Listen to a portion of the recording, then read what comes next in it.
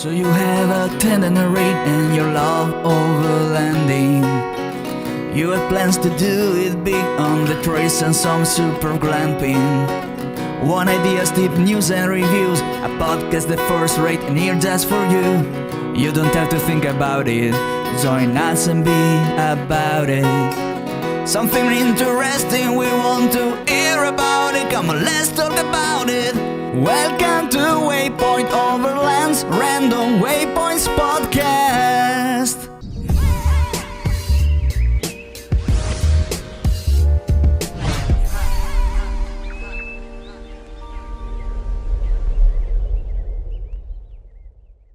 Sponsored by Midland, communication for every adventure. The industry leader in radio communication technology and innovation for over 50 years. Sponsored by MyMedic. Sponsored by Tembo Tusk.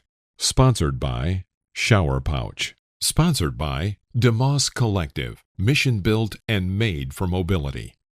Sponsored by BrewTrek. Sponsored by Hard Impact Designs. Always remember, the opinion you follow should be your own. Just consider the things stated here to be a second opinion from a complete stranger online. What's up, Mike? Not too much, Phil. How's it going? I'm talking to you guys live here in Redmond, Oregon still. Well, I am hot. The weather has been crazy here. Yeah, likewise. I mean, I don't know if this is all of America or what, but I tell you what, every single place I go, the heat seems to follow me. So, I was in Arizona, when I came out of Baja and I had to evacuate to Flagstaff from the Yuma area. Then I went to New Mexico and it got super hot. And then I went through Moab and it was super hot. And I went to Colorado and it was super hot. And then coming through Boise, Idaho. Oof. And then Overland Expo here in Redmond was not bad. But as soon as Overland Expo ended, we have had one hell of a ride here in Oregon. And I'll tell you what, it's been interesting because I got stuck here because of my injured arm and hand. So I've finally been waiting it out and we've been at an RV park. And then to make matters worse, it got to 104, 105 degrees yesterday. And we've had a forest fire. I don't know if you guys have heard about this, but good thing it didn't happen during Expo because they've shut down the airport here in Redmond. And we watched for hours and hours. We watched the planes come over here and dump water. Literally was right on the other side of where Expo was held in the BLM land. So we were kind of preparing that at some point, if the wind shifted, we might have to evacuate even here at the Expo Center. But luckily, that didn't happen. I guess they've got it it burned about 500 acres and they've got it under control now, I guess. But I think it's still burning. So the heat it's crazy. Yeah, we get fires every year. It's actually become like a normal thing. Yeah. It used to just be California. Now it's Oregon, Idaho. It's the whole Pacific Northwest. Sure. And unfortunately, I mean, I know we're going, well, hey, we're welcome to our podcast, folks. We're off topic already. But unfortunately, it looks like this and the prior couple fires here in Redmond and Bend were all started by homeless camps that are in the BLM land. So sadly, and I had the opportunity to drive down to Bend. We went down and camped at a buddy's house yesterday, and we're back at the RV park now. But I was stunned, actually, because I've camped in the woods up here before, and it has been largely overrun by homeless camps now. All of the BLM land from here to Sisters to down to Redmond up to Bend, it's just got trailer after trailer of dilapidated trailers and people living in the woods. It's kind of a really tough, sad situation. So I've talked to some of these people, and a majority of them are actually not from the state of Oregon. That's one thing. Yeah. And so why are they coming to Oregon? Well, this is just a handful of conversations, so this may not be the majority, but the people I talk to have all stated that California has become very aggressive about moving these people around, whether they're in a city or they're BLM or whatever. They've become very aggressive about the homeless people. Washington has started doing that as well. So Oregon, especially Eastern Oregon, has become, not Eastern Oregon, but Central Oregon, like where you are, has become a real popular area because they haven't really cracked down on them yet. Yeah, it's a tough situation. So in any case, it sounds like, one of them, unfortunately, was cooking something or whatever and lit the place on fire. And next thing you know, 500 acres is burned. Well, I'm a conspiracy theorist. That may have happened, but there are a lot of people that want them gone, and it might be a psyops.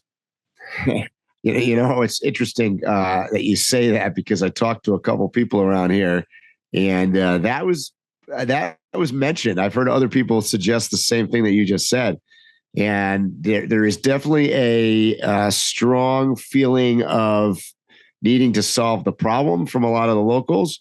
We hung out at a coffee shop yesterday and was talking to somebody, and this is a known issue in this area. So there's been a lot of discussion on how to solve it. In fact, I heard that there might be a property swap. The guy that owns or not owns, but manages the RV park here that we're staying at the Expo Center, said that they're trying to actually take, I forget how many acres he said. It was quite a lot.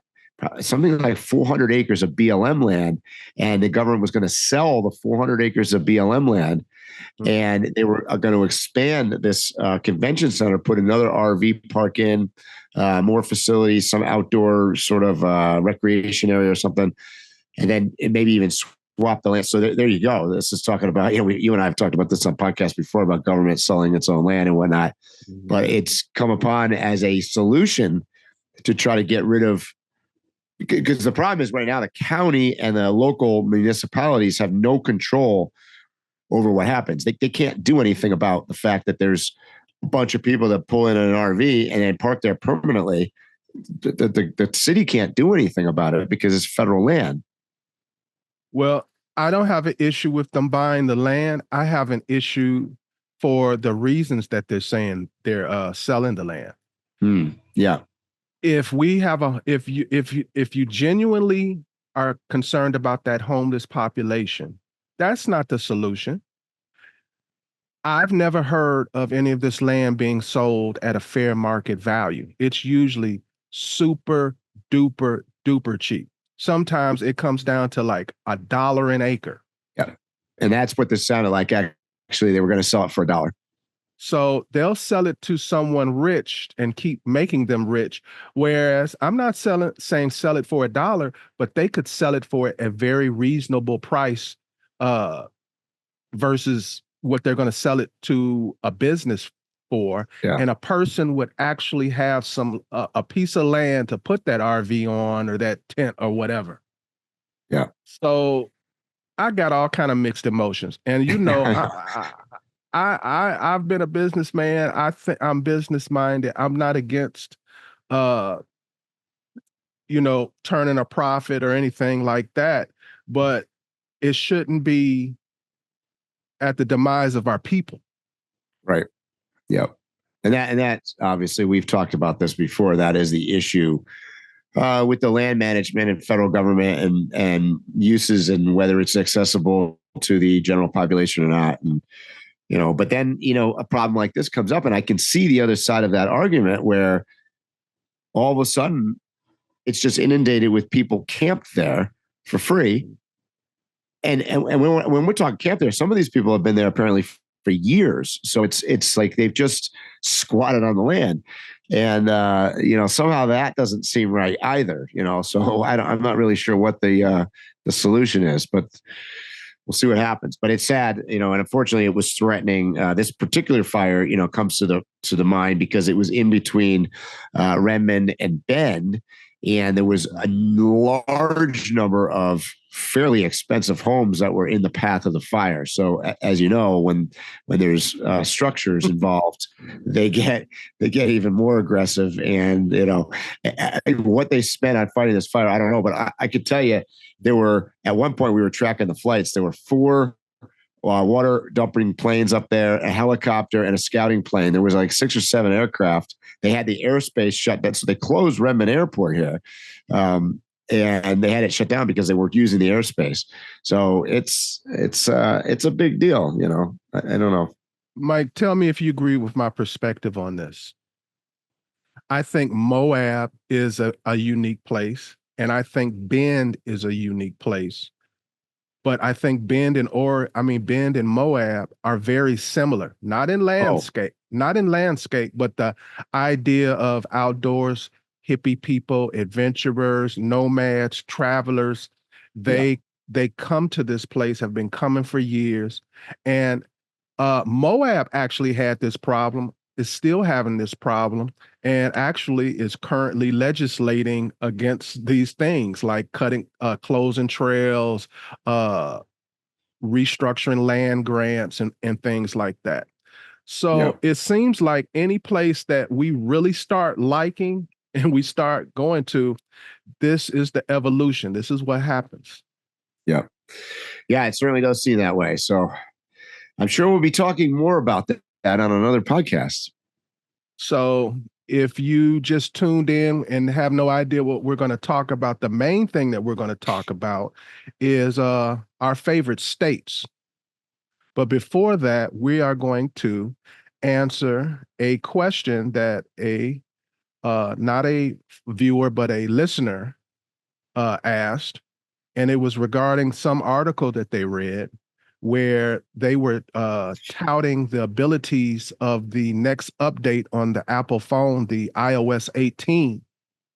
And, Apple announced that iPhone's iOS 18 will allow users linked to satellite to send text messages to others, and not just for emergency services. So you'll pretty much have 24/7 access to your texts once this iOS comes into play. And the big question going around, it's in several articles, people are talking about it, and somebody finally asked me about it, and they asked me, do I still need an InReach? Because I'm always touting, that's one of the first things you should get if you're going to be out in remote places, especially solo. So I'm going to throw it to you, bro. Do you think that with this iOS update, you'll still need an InReach? Well, Phil, I have the latest and greatest iPhone here, and obviously it has the SOS on it already. And I did hear about this update. And by the way, there's more than just the iPhone that's involved in this. The future of communication and connectivity is changing, right? I mean, with Starlink on board my truck, I know Starlink is in development with T-Mobile I think eventually phones are going to be satellite phones. Yes. Eventually you're going to be carrying around Starlink, and it's, the iPhone is going to be Starlink or whatever, but we're not quite there yet. I personally have an InReach. My GARMIN tread and that I have in the cab of the truck is also compatible with the InReach, with the Iridium network system as well for SOS. And I personally pay for the additional search and rescue and airlift or whatever that comes through the GARMIN policy. SAR 100. SAR 100, yep. My opinion on this is, and you probably have heard me talk about this before, I think backup and as many different systems as you can have is a good thing. Maybe that's my pilot background speaking here, but I like redundancy. I'm not going to get rid of my InReach anytime soon. And so there's a couple differences between, say, the InReach device and my cell phone. One of which, I don't need to, it's preaching to the choir. Everybody knows that cell phones have battery life issues. That's a big difference between the InReach device lasts and lasts and lasts. I took it on my Baja Divide bike packing trip. It'll go days and days without running out of juice. None of us have a phone that does that. Yeah, if you go into the settings, because it basically pings the satellite periodically for your location. You can actually go into the settings and adjust how often it pings. And if you reduce the frequency, you can get a week easy. Yep. For sure. So I think that's a big thing because, you can have an SOS and a satellite communication with no cell coverage on your iPhone. And, 50% of the time your iPhone's about to run out of batteries. I mean, that's just the reality of it. So with no batteries, it's not going to do anything. That would be my first fear. The second fear is iPhones in general are not as rugged. They're just simply not. You can break it way easier. You can drop it, smash the glass, get it wet and get it all screwed up. There's lots of things that can go wrong on that where an InReach device is made to beat on. And that, by the way, also should be carried on your body. Your InReach device, whether you're, a motorcyclist or in a truck or whatever, you should actually have that on your body. It's just that because I got called out on this, funny enough, in a bunch of my videos. I did a bunch of motorcycle videos and bike packing videos actually on YouTube. And people had written into me and said, hey, you really, that should be on your body. I had it mounted. I have an InReach mount on the front of my handlebars, actually on the bike. And they're like, well, if you crash and your bike goes flying down that cliff over there and you're in the middle of the dirt track and you've got a broken leg, the InReach should be on you. And I was like, well, that's a good point. Well, you left me pretty much nothing to contribute as an answer. I was pretty much going to say almost everything you said. There's also the weather. With the ruggedness of the InReach, it deals with weather better. I've never had an issue like going on a hike in cold weather or in hot weather and it's shutting off. I've had my phone say it won't take a charge because it's hot. Because it's too hot, or it shuts off. It has it was sitting in my car. Yeah, it was in my car. Yeah, I know. Where it has a little thermometer on it that says, can't do anything till it cools down or something about that. Yeah. So I agree with that. But which, by the way, you bring up another point. The InReach device has weather on it. Yes. So you can what do you call it? I call it text or send a signal for weather update in your local, wherever your GPS coordinates are. And as we all know, weather is oftentimes related to what our SOS is. Not only that, you may not be physically impaired, and so you want to be on the move. And the difference in between going one way or another may be dependent on the weather and your survival. That's right. You only left me one thing. So and that is, my first thought is my phone is in my hand all the time. Most people, it's like a part of their hand. Yeah. And most people would probably say, well, that's a good thing. It's always in your hand. Well, just last week, we were talking about the things that cause fatalities and the most accidents in national parks. And it's people taking selfies, people falling off of cliffs and stuff with their phone or whatever. So it being in your hand is actually not a good thing because it's most likely to be dislodged and separated from you in an emergency. Whereas that InReach, I've always got it on a carabiner and I've got it hooked to something. Yep. I wasn't actually doing it for security. I was doing it because, you want it to be out exposed to the satellite. But another benefit is when the ish hits the fan, that's the thing that you'll probably have on you. Yeah. You'll lose the phone before you'll lose the InReach.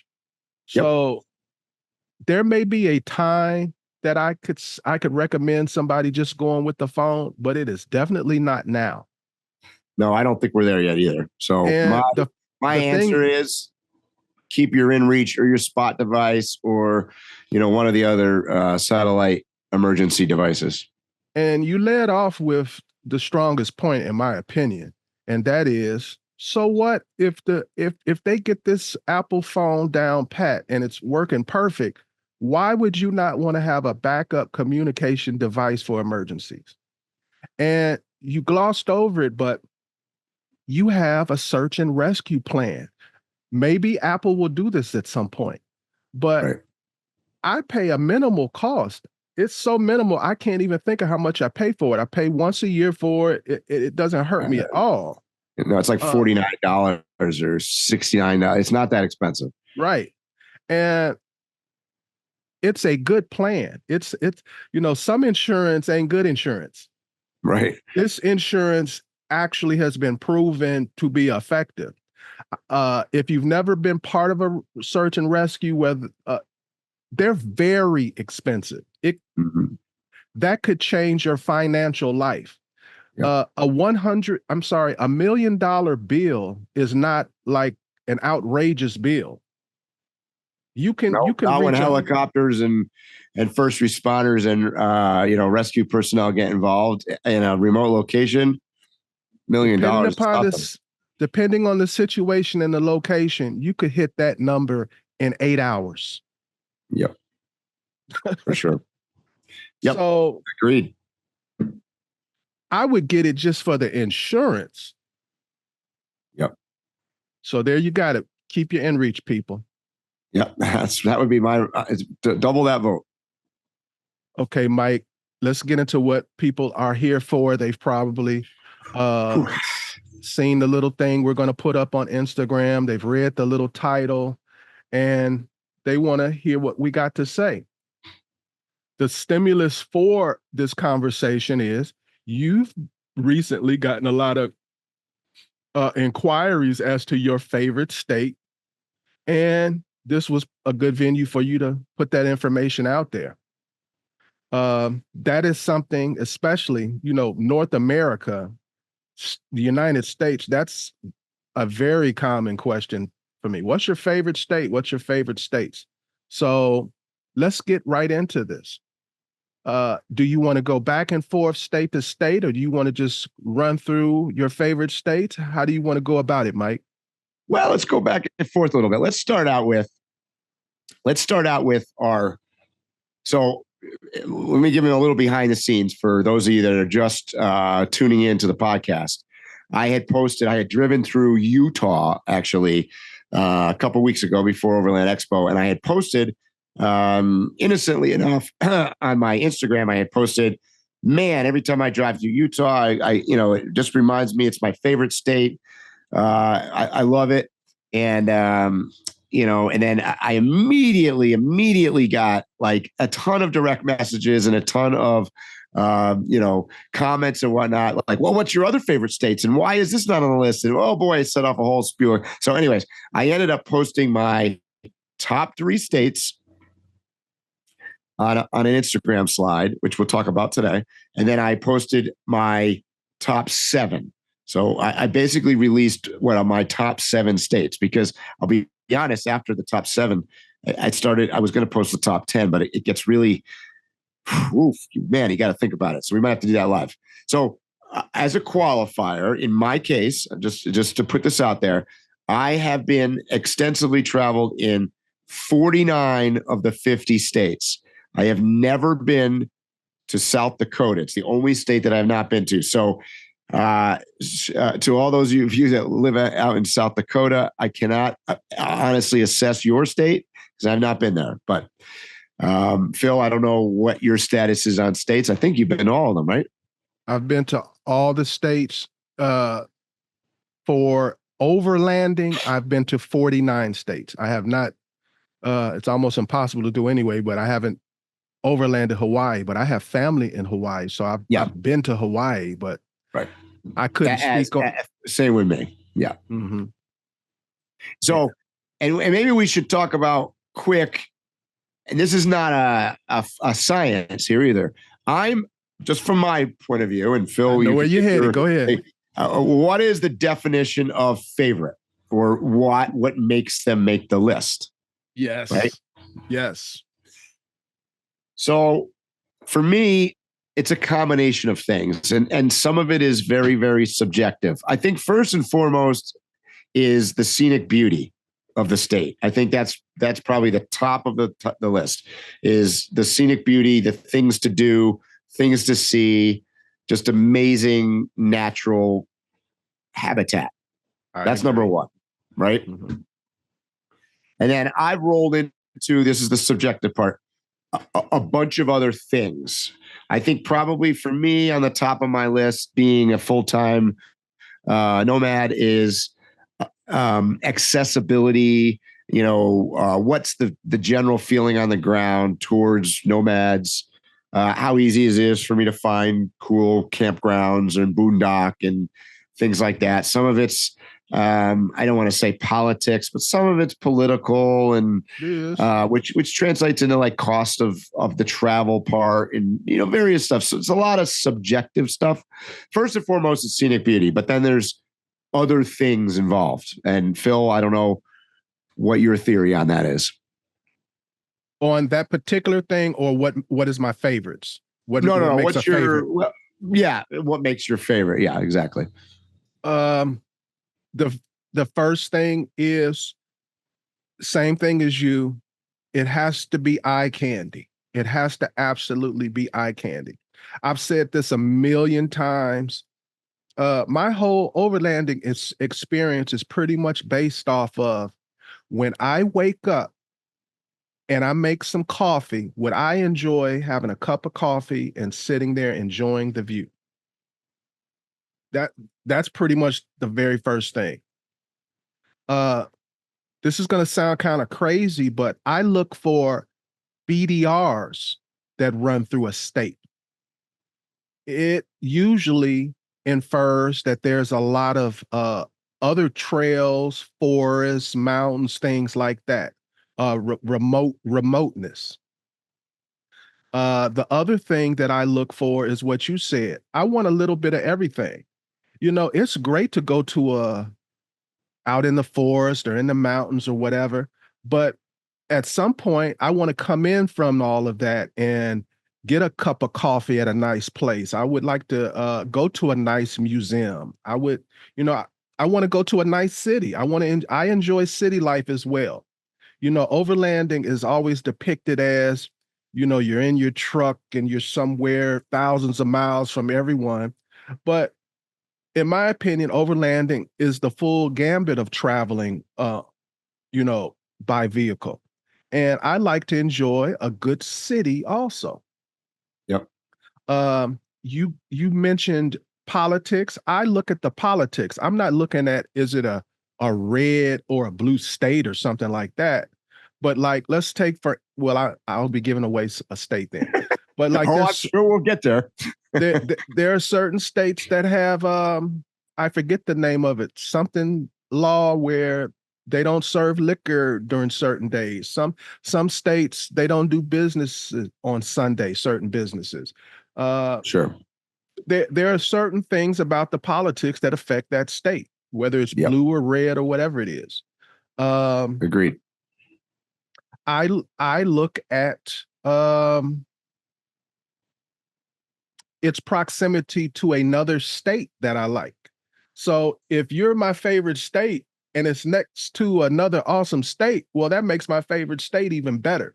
Yeah. So what it is contiguous to is a big deal with me. Yep. And there's a whole bunch of other little things, you ask a guy what kind of woman he likes, and then you look at his wife and she looks nothing like what he likes. So there's always something outside of those rules, but those are the rules in general. Correct. All right. So now we've set the rules, and I'm going to also put another disqualifier in here, or qualifier, I guess. I don't know that I'm going to put these in order necessarily. It's the order is loose, but what I'd like to do, this is what I'm going to tell you. I'm going to tell you my 3 favorite states. And I don't know if they're going to be necessarily in order. You want them in order? You don't have to deliver them in order, but somebody got to be number one, bro. Okay. All right. So my number one state, I think. Well, don't start with number one. We're gonna go backwards. What do you want to start with number 50? Mike, you do whatever you want, okay? Oh boy. How many are we talking about today, Phil? Well, in our top list. Well, when you mentioned this to me, you said you were going to give your 5 states, and then you just said 7. So yeah, I said 7. And then you said I couldn't narrow it to 5. As we were talking, you do 10. So I've got it in my head. You're going to at least give us 10 states. Oh boy. All right. And you don't have to give them 10 in order, but at least you got to be like, this is the top 3 and this is number 1. All right, let's go. Okay. So I'm going to give you my definitely my top 7, and then maybe we have to add a couple states there to round it out for sure. We may have different states, but I have a solid 7, and then it's a kind of like a drop off after. It was actually like a drop off after 5. Yeah. Okay. Well, let's do 7 for now. Okay. And then we can always add her. Okay. So going backwards, I'm looking at my notes here because I actually kind of was prepared for this. I kind of put them. Well, I didn't really put them in order. I don't want to say they're in order, but okay. Here we go. So for the audience, Mike makes fun of me for being prepared, and he's usually off the cuff. I know. So the one day that I decide to follow and go off the cuff, he's got a list. That's right. Go ahead, Mike. And now he wants me to go the backwards. I was going to start with the big one first, but Mike, if you want to go that way, that's fine. Go. You do what you want to do. Okay. Well, I've already said. I mean, I was driving through Utah, so I said that I think, and it's we are splitting hairs. I'm going to go. Utah's my favorite state, and I'm going to tell you why. There is just, well, first of all, those that probably many of you have been there, maybe you have not been there. The ability, everywhere you go, in my opinion, is scenic in Utah. I don't care where it is. Like, I'll give you an example. I just drove from the southern part of Utah, came in through, cut the corner of Colorado, near the Four Corners. And you go from like what I would call a high desert environment. You got, parts of it even potentially even look like, say, Flagstaff with the pine trees and things. And depending on, you go up in elevation, you can even get some aspen trees. And then you come down, and then you get red rocks. And you go. So anyways, my journey took me through MOAB. You've got arches, and you've got, it's endless amounts of open land. It's almost all of the entire state is public land. It's mind-boggling, right? Right. People are used to like a big city, and then there's a city next door, and then there's a city next door. Almost every city is an hour's drive from the next city. They're really, and then talking about, you had mentioned cities. So to me, to me, Utah is completely empty except for Salt Lake City. I mean, other than that, there isn't any cities really. And, it was fascinating because I drove through Salt Lake City, even Salt Lake City. And unlike Phil, well, I guess maybe I'm a little bit like Phil. I try to stay away from cities by and large. I do, and don't get me wrong, I do enjoy a nice city occasionally. But certainly in my big truck, I tend to stay outside of cities more. But I'll tell you what, coming through Salt Lake City, it is a beautiful area. I mean, you've got all of those mountains surrounding Salt Lake City with all the ski areas. Absolutely stunning. I came across the pass coming down just south of Salt Lake City. I camped up there. It was amazing. And funny enough, the city was super clean. It's a major, so for those of you who haven't been there, Salt Lake City is huge. I actually drove through there at rush hour, and it was like organized, and it wasn't like I wasn't even sitting in traffic. I couldn't believe it. It was, I don't know how many 10-lane wide highway. It was. I know exactly what you mean. The irony is lots of cars, but they are constantly moving. Yeah. So they have traffic. It's just not. It doesn't stop and go like other major cities. Yeah. But so Utah is my number one, and that is largely based on the fact that One, it's endless scenery. I mean, I've camped in Utah out in the middle of nowhere for weeks on end, never see a human, unlimited amounts of dirt tracks to go on the motorbike, to go with the truck, to go hiking, the river, Green River, down by MOAB. There's just, the national park system in Utah is amazing. I can't stop talking. And I can camp virtually anywhere.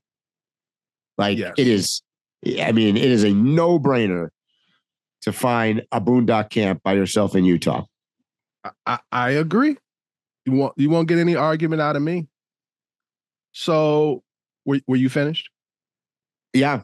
I want to hear your number one state. I have a question before I give my first one, because I'm confused on something.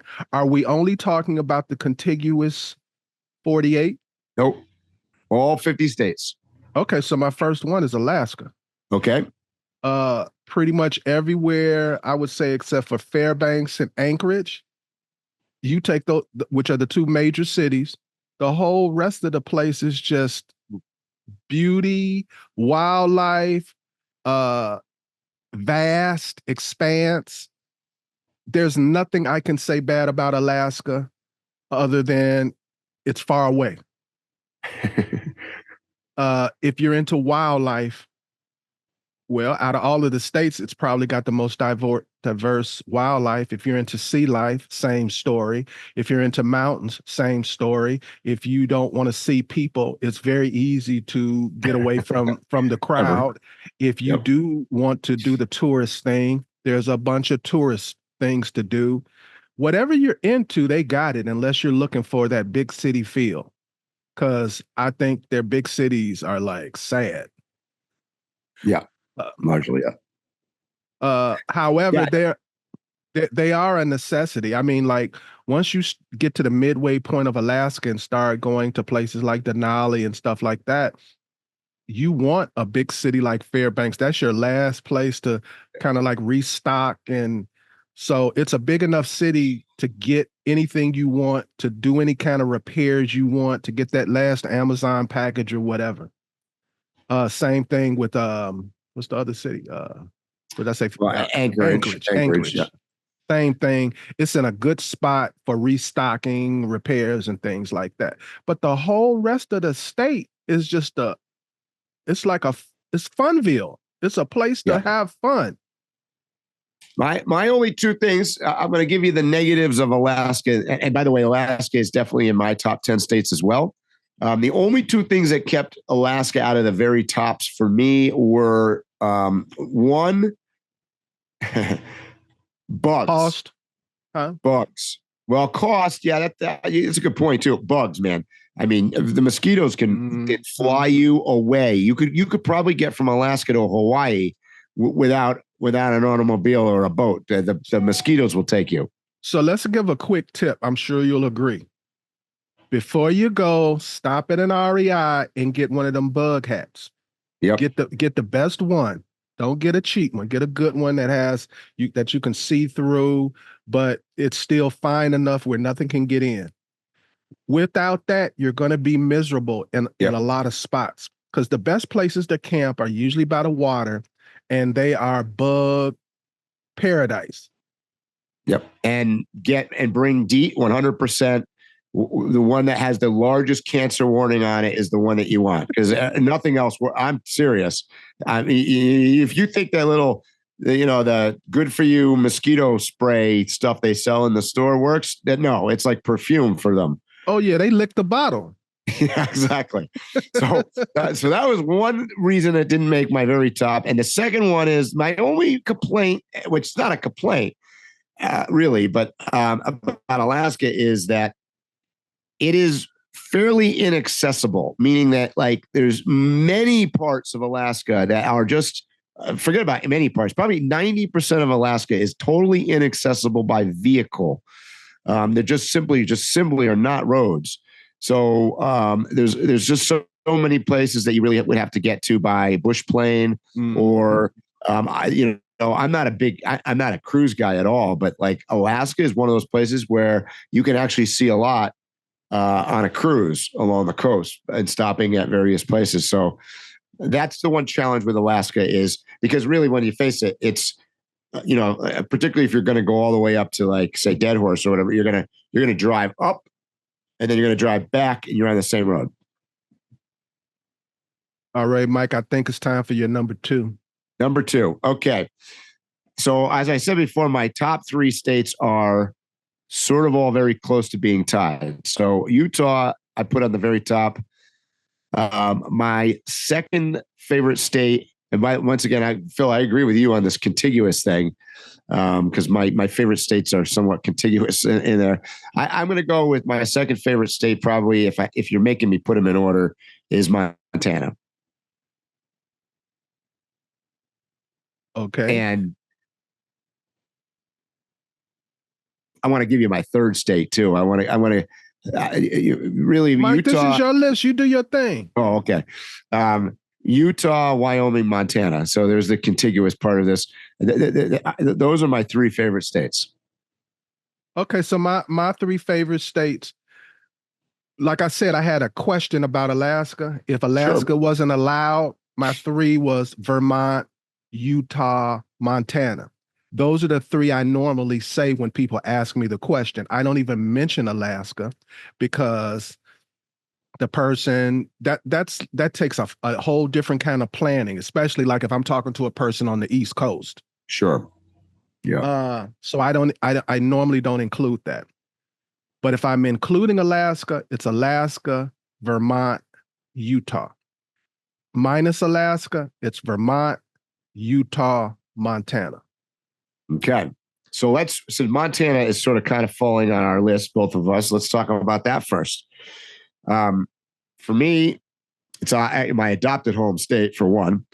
2, it's just my 2 favorite national parks are Glacier and Yellowstone. And they're both connected into Montana.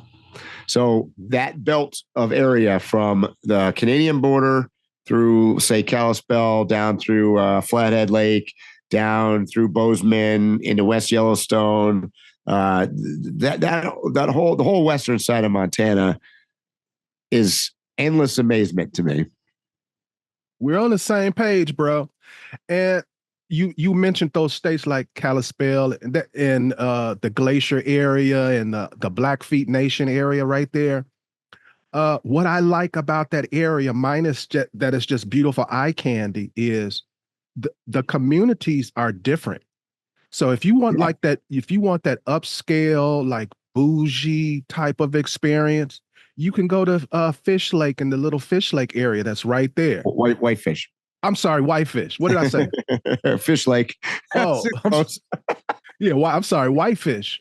Yeah, Whitefish. You can have your sushi and camp on the lake or stay in a hotel for a night or whatever you want, or a cabin.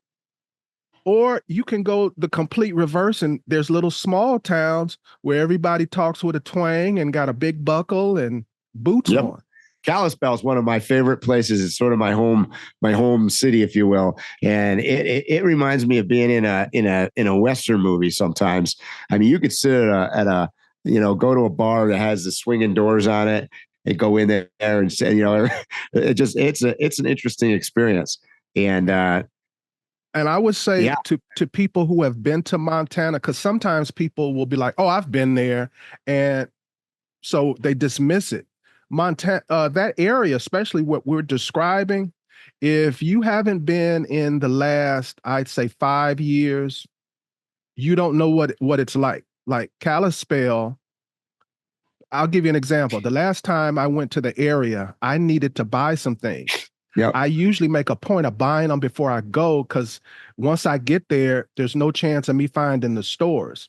They have every store now. They've got like several different malls, like back to back to back. Yeah, like downtown Kalispell is still kind of the way it used to be with the old buildings and whatnot. But right outside of town, you've got your big, Walmarts and Home Depot. You've got all of that stuff there now. And just not like Walmart, because there's a stigma to like that. I mean, like you can find an Apple store. Sure. Yeah, exactly. Yep. Like Bozeman certainly is pretty upscaley. You know, but to drive like in between them all and drive out, even like way up in like Eureka near the Canadian border, up by the lake up there is, you know, and obviously I don't need to tell you about the drive through, you know, Glacier National Park. And then even down in what I would call I guess southwestern, you know, down West Yellowstone is a cool place. I love that town, you know, which is your entry gateway into Yellowstone National Park in Wyoming. So, yeah, and I agree with you, Phil. Each community has a vibe about it, and it's different. But there's camping and availability to boondock and whatnot, and wildlife. You know, you talked about Alaska. Montana probably has the broadest amount of wildlife of the 48 contiguous states. You know, Washington and Oregon. Okay. You mean like the homeless people down here road here, or no? I'm kidding. I didn't realize I was shaking my head. I wasn't going to. I was on the grizzly bear, mountain lion. You know, I'm thinking grizzly bears, mountain lions, all of that. Where you got the big, you know, the big horned animals and all that stuff. You know, mountain goats and mountain lion, Yeah, I wasn't going to argue about this with you. I guess I was shaking my head and you saw that. That was just like a natural reaction. But he was actually meeting with Biden's doctor this week. I think, you know, he's done at the White House now. No, not today, bro. Come on. So look, you're not taking into consideration that like a state like Oregon and Washington is similar to Alaska in that we've got all the forest and mountain and everything, and then we've got the ocean wildlife too. Yeah, true. So that's a good point. And see, I'm going to give away some of my stuff about some other things. Okay, we're not there yet. So we'll come back to that. But Montana does have an awesome diversity of animals. So that's why I don't really want to have this debate. I mean, right. If you are a moose guy, if you're a grizzly guy, if you are a black bear guy, if you're a mountain lion guy, it's possible to see all of them in one day. Yeah, for sure. And then we both. I want to give a tip on Montana to people, because you were mentioning like the drive from city to city, and you can't always do this, but folks, please listen to me. People wonder, how did you find that? How did you find this? I'm about to give away a big secret that I've been doing for years. When you guys get on your GPS, go into the settings, undo or do, it depends upon, you know, what software you're using, but it allows you to pick whether you want to avoid the highway or use the highway. Avoid the highway. So then pick your location. So let's say you're in Glacier and you want to go to Bozeman. Go ahead and make that decision on your GPS, avoid the highway, and then it'll give you, like it normally does, several different choices. Those choices will take you through some of the most beautiful parts of Montana. Just go with it. You'll probably drive an extra hour longer, but are we doing this for speed or are we doing this for the experience? Yeah. So it may take you an extra hour to get somewhere, but it will be the most beautiful drive you ever did. So I promise, go into your GPS and click that thing, avoid highway. Yep. And that you're right. That's a great state to do it in, because there are a lot of little back secondary roads, a lot of which are dirt for sure, but even some of the paved ones, you know, I laugh because Montana is probably the only place I could think of off the top of my head where you can get on a twisty, windy, paved back road and look, and that speed limit says 70, and there's zero chance on planet Earth I can get anything to go 70 miles an hour on this road, but that's the speed limit. See a lot of that in the Bitterroot area too. Yeah. Yep. Correct. That's right. And Mike, we're going to go into the next state, but I don't think either one of us has really sold Montana properly. I mean, like something I kind of keep close to the vest. I've got connections to Hollywood movie making. And so I keep up with certain things. And a piece of trivia for people is there are a lot of movies, and I don't mean just from America, I mean internationally. There are a lot of movies where the backdrop is Montana. They may say it's Nepal. They may say it's China. Yeah. It's Montana. They are using the landscape of Montana to film it. And Montana is probably in the United States the #1 place to film backdrops and landscapes. The place that would be #1 is actually across the northern border in Canada. And they're only doing that for the financial reasons. So that's how beautiful Montana is, that the biggest filmmakers in the world will be filming something about a place on another side of the world, but they want the beauty of Montana in their movie. Yep. What's number 3 with you? So go to your next one, Mike. Well, so my 3, like I said, Utah, Montana, and Wyoming. And Wyoming is the connect the dot state. Wyoming for me is, I've got to experience a bunch of different places in it now. I used to think that it was really just, well, first of all, Wyoming is Yellowstone National Park. Okay. 90% of Yellowstone National Park is in Wyoming. It's about a quarter of the state is Yellowstone National Park. So, and Yellowstone, by the way, is not the only national park in Wyoming, because it abuts up to the Tetons and everything else. And so the entire west of the state, the Tetons are by far, in my opinion, the #1 most scenic mountain range in the United States, period, end of story. Stunning. They're Wyoming, sharp. I'm sorry, go ahead. Well, I was going to say the peaks are so sharp, and you've got the vertical that you've got, from the ground part. It's amazing. But then there's other parts of Wyoming, like in the central Wyoming, where the Wind River is, that area. There's amazing things in that state. Please tell them why they should drive through Wind River, because they're probably headed somewhere else, and their GPS is going to give them other options to actually avoid taking that road. Why do you want to go through Wind River? Well, for me, it's just like the beauty and the people, for one, and the beauty in that area. I don't know if people are aware of this. A lot of that is famous for the I want to say the covered wagons, but that's not really what I want to say. The route at which people went to the west through there, the Lewis and Clark. Am I all messed up here?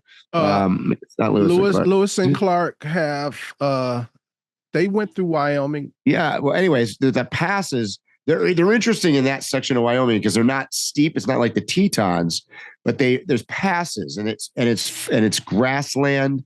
It's beauty. Like it's what sticks out to me. What you like it? Yeah. What sticks out to me is,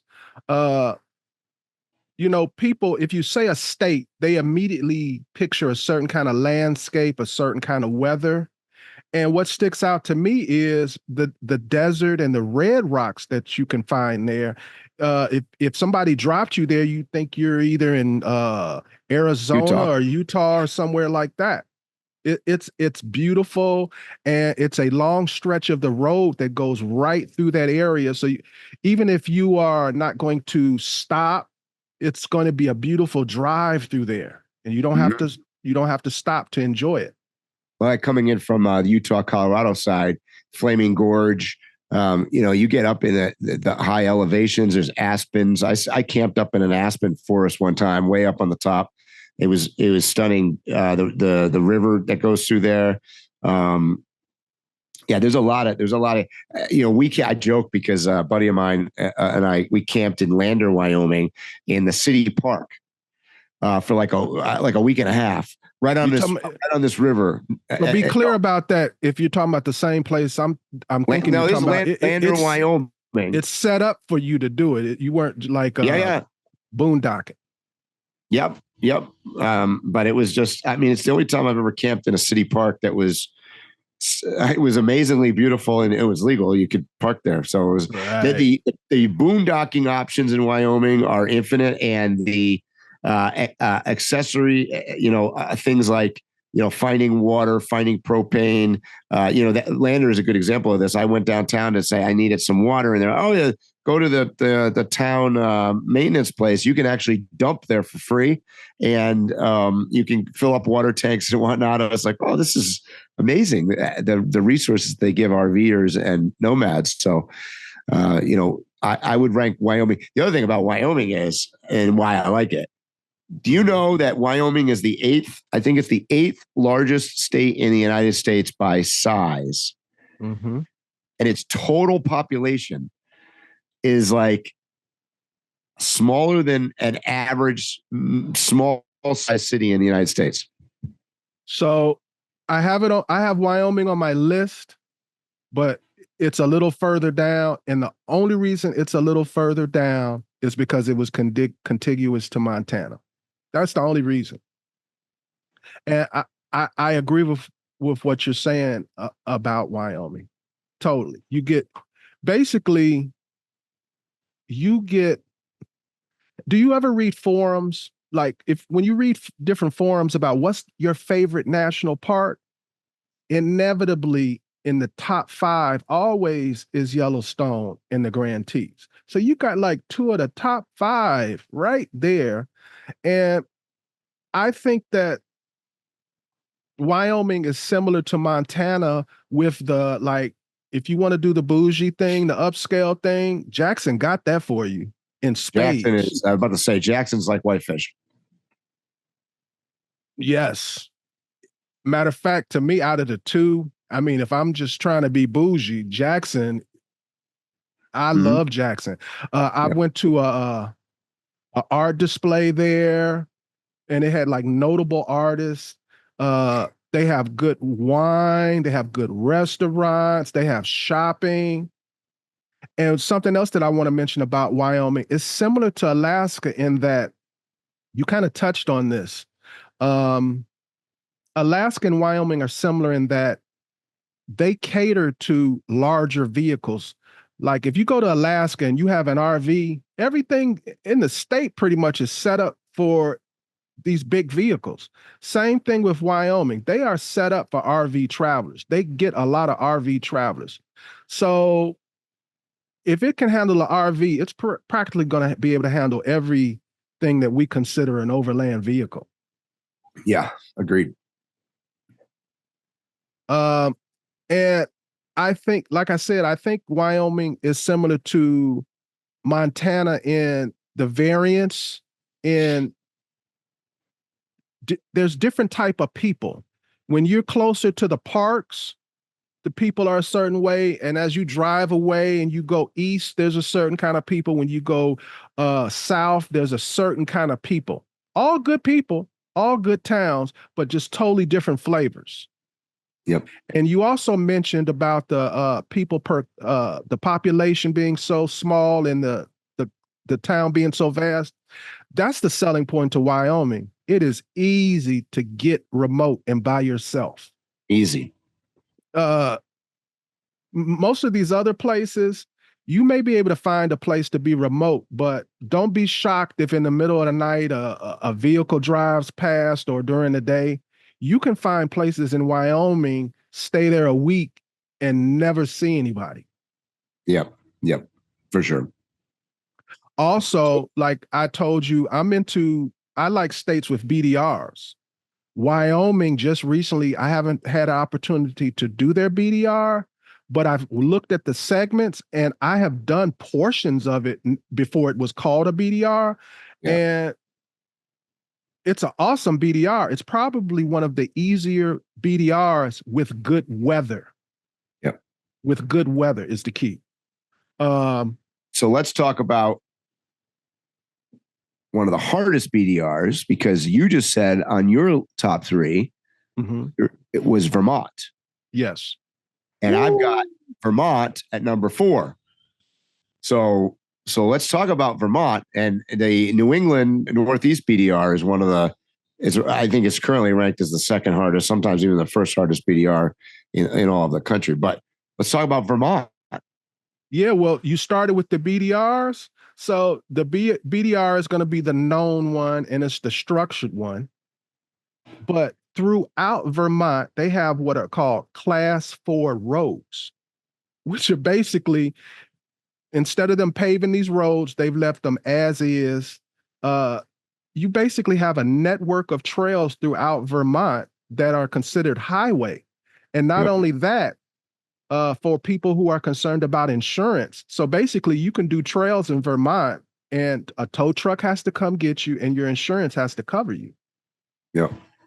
So that's a great thing about Vermont. So I'm a New Englander, so maybe I'm a little biased, but I grew up out there, and Vermont to me is one of the most picturesque states in the United States by far. And that's any season, but in the fall, it is absolutely stunning with all the sugar maples turning color. The fall foliage in Vermont is at the top of the top. Bro. And I know you love it. It's my number one. I've been, this year and last year is the first year that I have not visited in 15 years. I go every year, at least once a year. So it's definitely my number one. If someone were to say, Philip, we're giving you the job of titling one state as the postcard state, it would be Vermont. It's literally a postcard everywhere you ride. And everybody knows there's nothing like Vermont in the fall. But if you've ever been in the winter, it's one of the most beautiful places in the winter. All 4 seasons, the place is beautiful. And by the way, you say everybody knows, but everybody does not know. I talk to, being from the Northeast and spending most of my time out here in the West. Most people out in the West haven't been there. I can tell you 9 out of 10 people I talk to have never been to New England. So, well, bro, I lived in Boston, and I frequently met people who had not been to Vermont, and it was an only 2-hour drive away. Yeah, so I think a lot of people have missed out, and Vermont is definitely probably the most underrated state in the United States. Like, it just, like you said, everything is a postcard. Every little village that you go into with, covered bridges and cool streams and old, colonial style homes and stone buildings and I could go on and on. And like you said, there's a whole network of Class 4 roads. The hiking is phenomenal through the Green Mountains up there. There's some cool vibe. I won't even call them cities because they're not really, like Burlington, as an example, is not a city per se, but it has got a super cool vibe. It's a college town. Sophisticated college town. Sophisticated. It's got amazing food. Maple syrup, which I love. I mean, you could put maple syrup on anything, and I'll eat it. Comes from Vermont. I mean, what a great state, and not that big. In the scheme of things, some of the best fly fishing in the whole world is in Vermont. Some of the best skiing in the United States is in Vermont.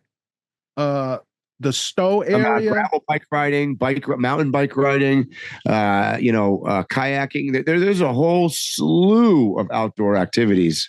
Oh, bro, if you go during a non-Olympic year into Vermont, you will see famous people training in these mountains. Yep. Yeah, it's and when we were talking about cities like Montana and the cities in Wyoming like Jackson and Whitefish, well, in Vermont they got little cities like that all over the place. Yeah, all over the place, a lot of them. And for you ladies out there that are traveling, and I mean, of course there are men too, but this is generally something the ladies like. If you are a antique collector, that's probably one of the best places in the whole U.S. to do antique collecting. Yep. They've got their own unique ice cream shops. I can't think of the name of the ice cream dish they have, but it's delicious. The maple creamy. Yeah, maple creamies. You got to try the maple creamies. The cows taste different, or I should just say, if you get beef that is naturally raised in Vermont, boy, you are not going to want to eat any other kind of beef. And if you're into the beer scene, I mean, Vermont like leads the beer scene in the United States. Really, I mean, it's amazing. You've got you got Ben and Jerry's up there to go visit from an ice cream standpoint. There's a lot going on in Vermont. So, and one last thing that I love about Vermont, my wife, one thing that she doesn't like when we go on long rides is when part of that ride takes us through bad neighborhoods or real tough, bad cities. There is no bad neighborhoods. There's no ghetto. There's no nothing in the entire state of Vermont. Well, like let's put it in perspective. It's actually expensive to live there, even on the low end. Sure it is. Montpelier, the capital of Vermont, is not even a city. Like, in fact, it's barely an average sized town. It's that small. It's some pretty houses. There's definitely pretty houses, yeah. But I mean, but you'd be like, this is a capital? Like, this doesn't even seem like a. Anyways, but enough about Vermont. If you haven't been out east, you should go. Absolutely. That's my number one. What you got next, Mike? Oh boy. Let's see here. So what do we talk about? So in summary so far, I've got Utah, Wyoming, and Montana as my top three. I've got Vermont in place number 4. You have got Alaska, Vermont, Montana, and Utah. So we're right. Yep. We're really similar here.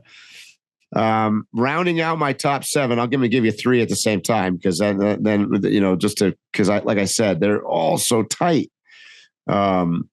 Idaho. Wow. Continue. Well, I've got Idaho, Arizona, and New Mexico, but we're going to talk about that. Idaho. Talk about contiguous again. I'm excited because I'm going to be going into Idaho in a couple days. Wow. And by the way, can we, now this is Idaho minus Boise because, right. We've actually stayed positive on this podcast so far, which is a rarity actually in itself. So, Boise ranks in one of my least favorite places in the United States, to be honest with you. So I have my list. I'll give you my quick top 3 places I in the United States. Like number 1, I can't stand what I call a bowl. Phoenix. That I do not understand how people live there. I do not understand the obsession with people going there. I don't. Somebody, I know I'm going to get attacked for this. Somebody tell me what the positives are about that. It's hot as hell. There's way too many people. It's all chains. It's flat, obviously, except for what's around it. I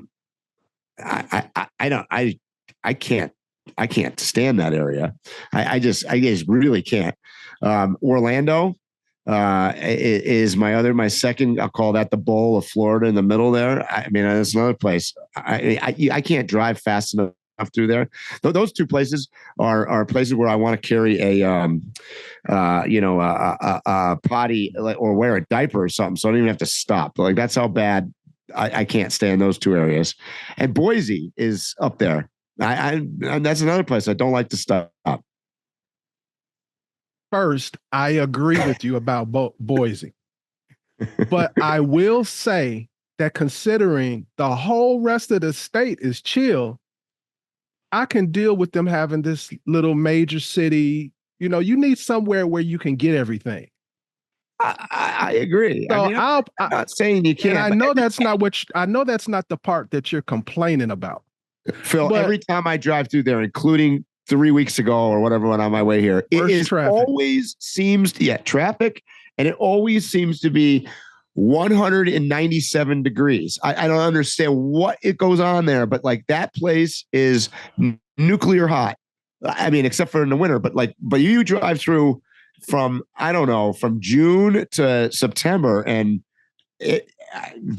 wow. I thought you were going to dislike it for the reasons that I dislike it. And what is that? So Idaho is a certain way. And they have a lot of new people that are coming to Idaho with different views about the world. I'm trying to be very general and politically correct. What did you say to me the other day? Stop being so damn. What was that? All this garbage you just said. I hate. Okay, I'm duly noted. So here I go. I don't like it because of the mixture of politics in Boise. Yeah, well, for sure. I don't like the people. It's a convergence of a lot of people that came from other places, and those people were an issue where they came from, and they've brought their issues here. Yeah. So fair. I don't like Boise. The only reason I even go through Boise sometimes is because it's an entryway into the BDR if you're not like doing the whole thing. You got no choice, really. I mean, if you're transiting like I was up here to Oregon, Washington area, and you're coming from the Southwest, or like I was, you're inevitably somehow going to drive through Boise, or if you're heading to Jackson, if you're going to Wyoming or up in Yellowstone from this direct, that's where the highway is. So let's go back to why we like Idaho. Yeah, why do we love Idaho? I don't have them. I don't have them as high as you. So you have them like fifth. Was that no? Well, I mean, like I said, so I just reeled off my what I'm going to call my 4, 5, 6, 7 are New Mexico, Arizona, Idaho, and Vermont. That's my 4, 5, 6, 7 in not necessarily that order, but so I've got Idaho in there. Yeah. So, yep. Okay. And the farther north and the farther east of Idaho, the more I like it. Yes. One of my favorite trails literally crosses a bridge that's the border between Montana and Idaho, and it's in the middle of nowhere. Yep. Yeah, that's just amazing area and very remote. I mean, I had hoped especially north. Yeah, I had hoped to cross. I was going to go up to Pend Oreille and up way up in the northern part of the smokestack of Idaho, and then cross over into Montana by Eureka. Unfortunately, due to my arm injury and whatnot, I think I'm not going to be able. I may take that route later on, but I can't take it this week like I thought I was going to. I was actually hoping to do a bunch of BDR with the motorcycle. You need to sit your ass down for at least another good week, bro. Seriously. I think while we're on the podcast, you should meet me tomorrow or the next day. Why don't you come out and camp with me for a night? And I'm going to be in your state, Phil. I'm going to be at White Sand. Yeah. How far is that from your house? Not that far. You should come down and hang with me. We'll do a live podcast with Moscow Moto. I'm going to Moscow Moto tomorrow. I'm leaving here to go to Moscow Moto in White Salmon, Washington. That's where I'm heading. So Dig, remind me when this is over, because I'll completely forget this. Yeah, okay. But so we really still ain't talked about how good Idaho is. Well, I mean, think about it. It's another seasonal place where, like in the winter, you've got obviously some fantastic skiing. You've got just so many boondocking places. Idaho is another one of those states that doesn't have any population in it, really. Like outside of that Boise area in the Southwest, it really is not a lot of people. And in fairness, Idaho is very similar to Montana and Wyoming. They're obviously all connected, and Idaho is a very thin strip going up. It's Montana 0.1. I mean, it's actually Montana, especially if you read the history as to why they got that crazy division between the two states. It's Montana. Yeah, exactly. The northern smokestack could have all been in Montana for that matter. Same wildlife, same great fishing. Yeah. Matter of fact, if you're a moose guy, go to Idaho in that little bitty northern part, you have more moose there than when you go right across the border to Montana, or you go the other direction into Washington. Washington, yeah. Yep, man, you're right. And the drive between Utah and sorry, not Utah, Idaho and Wyoming, there's some amazing because you got to cross over the Teton passes there, and there's some super scenic drives. Some of the best drives in America are right there. Yeah, on the regular highway. You don't have to get on a trail. Regular highway. That's right. Mm-hmm. Yep. And I don't know how we didn't mention this. One of my favorite BDRs out of all of the ones that exist currently is in Idaho. We actually have a friend who probably is just recently just completed it. He was headed to Canada, Sir William. Yeah, he just finished it, actually. He did the Idaho, which, by the way, we are on, what is today's date, July 10th or whatever.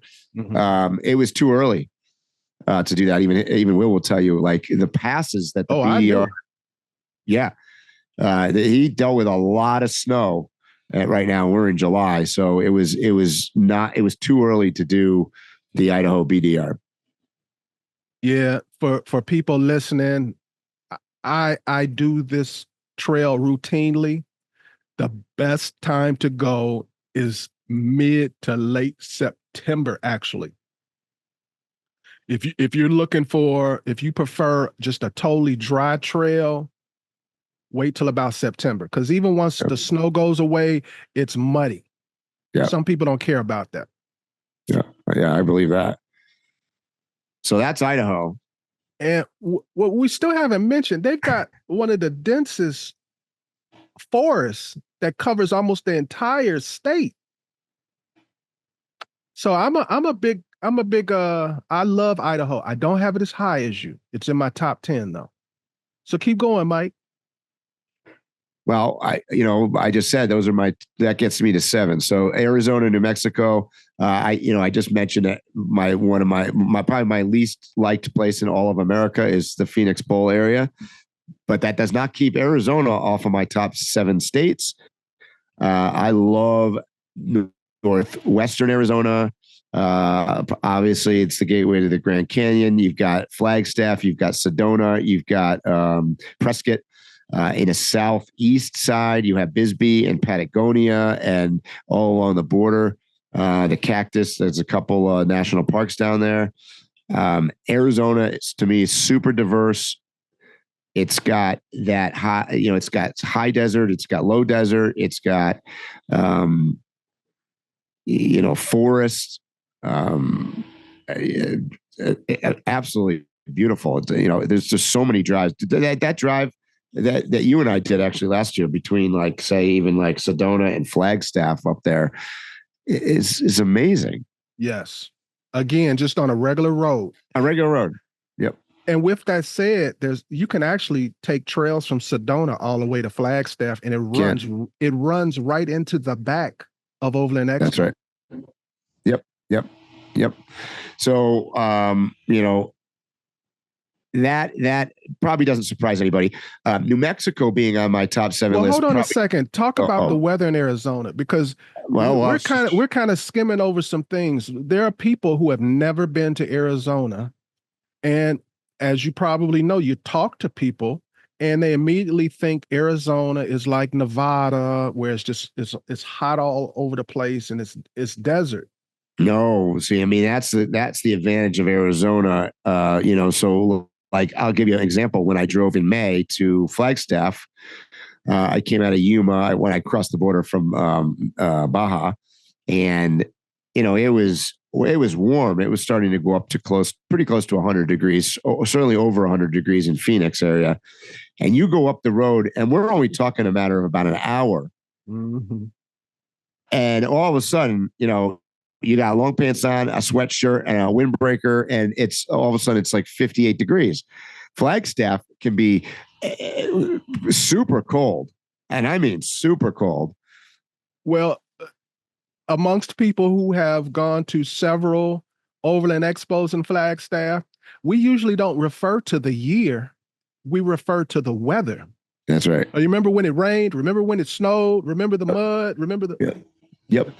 And south east Arizona, like in Bisbee and Patagonia, could be the same thing, where it's a lot cooler and more mountainous than most people think of Arizona. So it isn't a flat desert.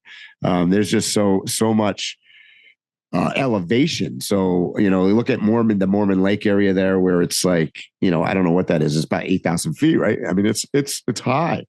So, and with the elevation comes the diversity in both wildlife and scenery. So, you know, whether you're talking about aspens and pine trees, or you're talking about cactuses, it depends on where you are. And this is how beautiful Arizona is. A lot of the visions that people have of Arizona, of Utah, a lot of the pictures that they've seen of Utah is actually a person on a cliff in Utah taking a picture into Arizona. That's right. Yeah, that's true. So, you know, we could talk a lot about that state, but it's definitely on my list, as is, which I was leading into, with New Mexico, which surprises a lot of people. New Mexico, I think, gets a really bad rap, particularly because of Albuquerque, and they're thinking about Breaking Bad and very high crime, which all indeed is true. But New Mexico, once again, the BDR there, talking about is a BDR theme. And, you know, Santa Fe and Taos and Jemez, and you know, there's amazing areas of New Mexico. My buddy is in Placitas, just outside of Albuquerque, and it's a world of difference from downtown in the city, even from an elevation and from just a scenic standpoint. So, you know, and then there's other things to see, like White Sands and stuff, and or the southern eastern part of New Mexico is very different. So that's another state really enjoy. So in fairness, I like desert environments, right? So I like the consistency of the weather, but also, and I didn't mention this about Arizona, but Arizona, New Mexico, from a nomad standpoint, man, there's just so many places to boondock camp in those states. Yes. I mean, not an issue. Yes.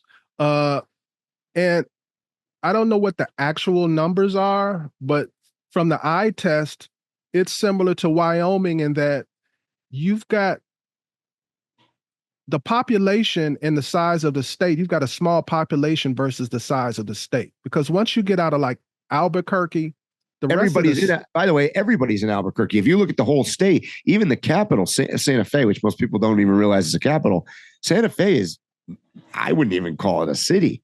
It's pretty small. Mm-hmm. I think out of everything that you've mentioned, New Mexico is probably the most slept upon place, for sure. Mm-hmm. Okay, so you're at 6. You gave me your top 3. 7. Okay, so what's next, bro? I don't know. I'm supposed to. Yeah, you got to catch up here. Well, you got to catch up. Okay, so this is where we start different. Okay, good. My next 3 are Oregon, Washington, and Idaho. Since we already talked about Idaho, don't have to rehash that. But I have next Oregon. And the reason why I have Oregon is because, well, we kind of talked about that already. This is another place that people don't seem to really fully understand what you get. When you say Oregon, people immediately think the coast. They think storm watching the whales and things like that. Bro, get away from that coast. There's a whole nother 80% of the state once you head east that's full of forest and deserts and mountains, rivers and lakes, all kinds of wildlife, all kind of beautiful little niche small towns with their own little stories and history. There's places here that, to be honest with you, remind me of Arizona and even New Mexico, like canyons and cut. I think, you know, I've been in Oregon. I've been in Oregon for 3 weeks now. And I'm in Central Oregon, and I came through Eastern Oregon, absolutely stunningly beautiful. And the variety, the high desert. I don't think anybody that thinks of Oregon doesn't think of high desert, for one, right? Mm-hmm. At all. And a lot of the state actually is. Yes. Like I said, people generally, all they think about is the coast. Right. Portland, the coast. Not to mention it's bordered by the River Gorge. You can drive, that's a beautiful drive from the coast all the way to the eastern border along the gorge. Is one of the most beautiful drives in America, in my opinion. Yep. Not to mention the recreation, not to mention the waterfalls, not to mention the historical buildings along that route. Oregon, by the way, when you mentioned that, is that was the destination for many of the people that were transiting the United States to go to the West Coast. Oregon was the destination. Well, you mentioned Lewis and Clark. They terminated their trip on the coast of Oregon. That's right. Before they turned back and reported in to the president. Yep. And here's one. We've been mentioning BDRs. Oregon has no competition when it comes to BDRs. They have 6 BDRs. And 6 BDRs. So that's the formal ones where you can literally get the tracks and it's known, you can buy maps. But there's all kind of offshoots to the BDRs.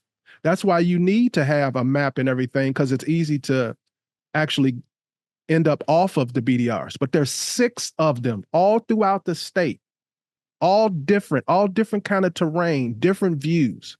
So I'm totally sold on Oregon. Yep. I mean, keep going. Oh, bro. Well, Washington, you're rounding out your 7 here. So Washington, your home state here. Talk about it. I'm reading from the internet now. The 7 Wonders of Oregon features 7 iconic natural wonders: the Oregon coast, Mount Hood, the Columbia River Gorge, Crater Lake, the Painted Hills, the Walla Wallas, and Smith Rock. And that's just, bro. Yep.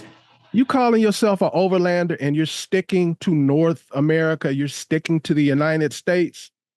Shame on you for not coming to Oregon. Yep. I'm heading to Mount Hood and then to, like I said, to White Salmon, Washington, which is on the river there. That's where I'm going tomorrow. Okay. So we're at Washington.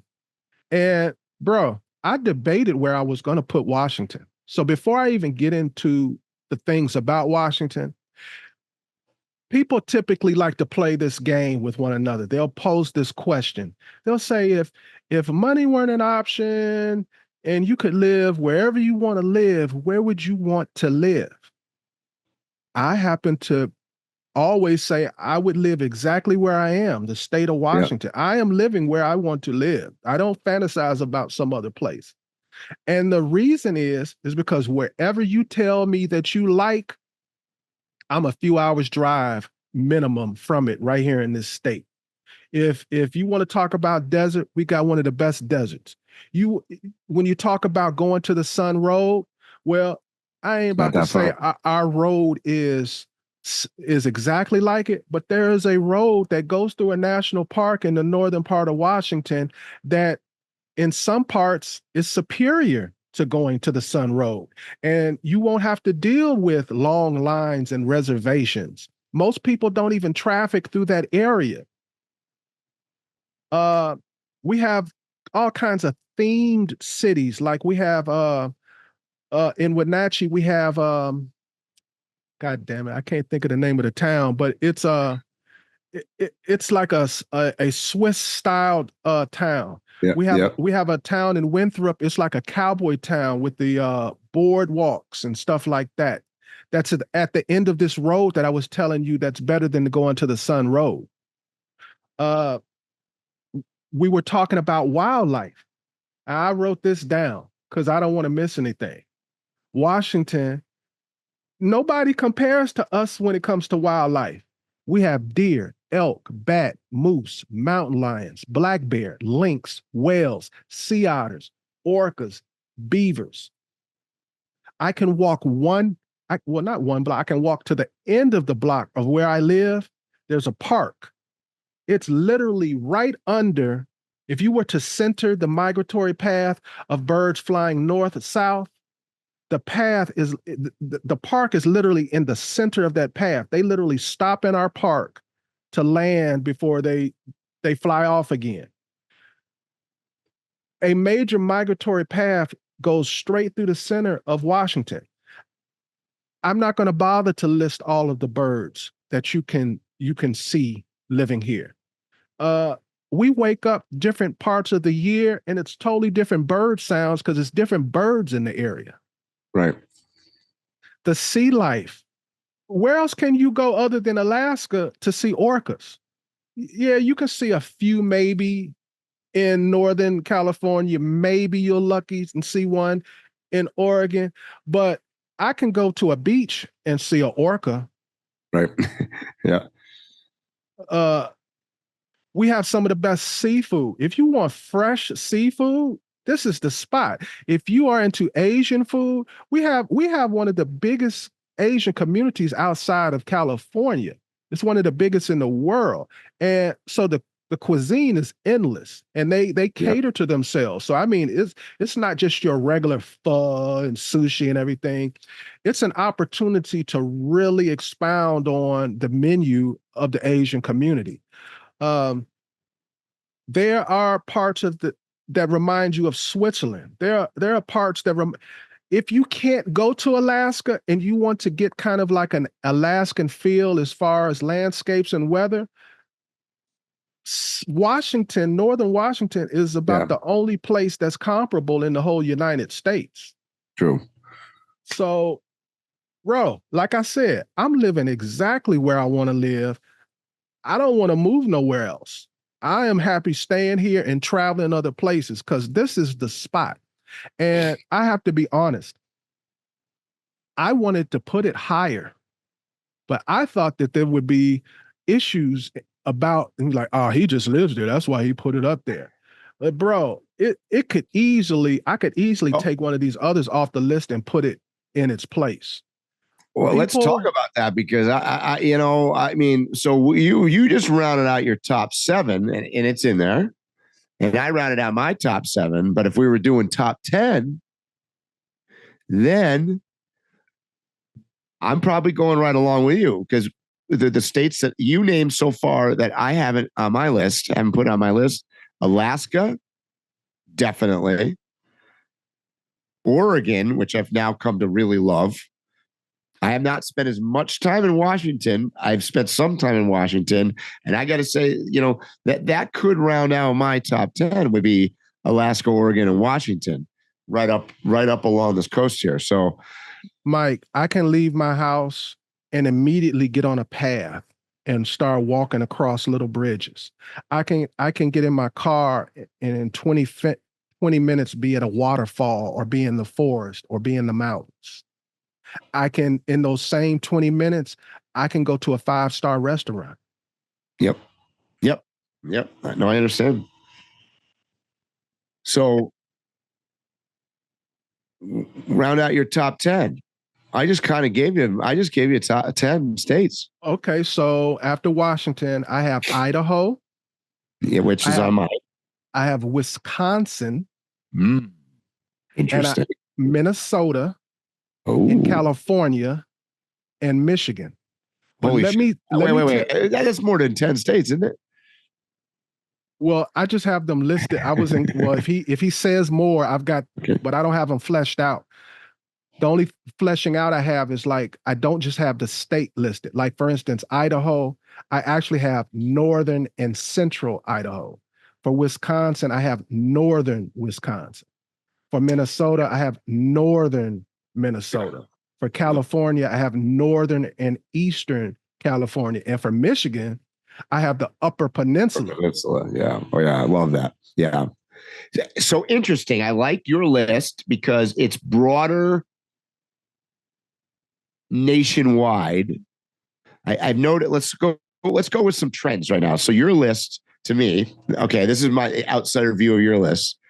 Your list covers east to west of the United States pretty good because you're talking, if I start on the east, I'd go Vermont, I'd go Michigan, I'd go Minnesota, Wisconsin, coming across Montana. So you kind of cut all the way to Washington.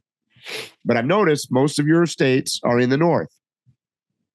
Yes.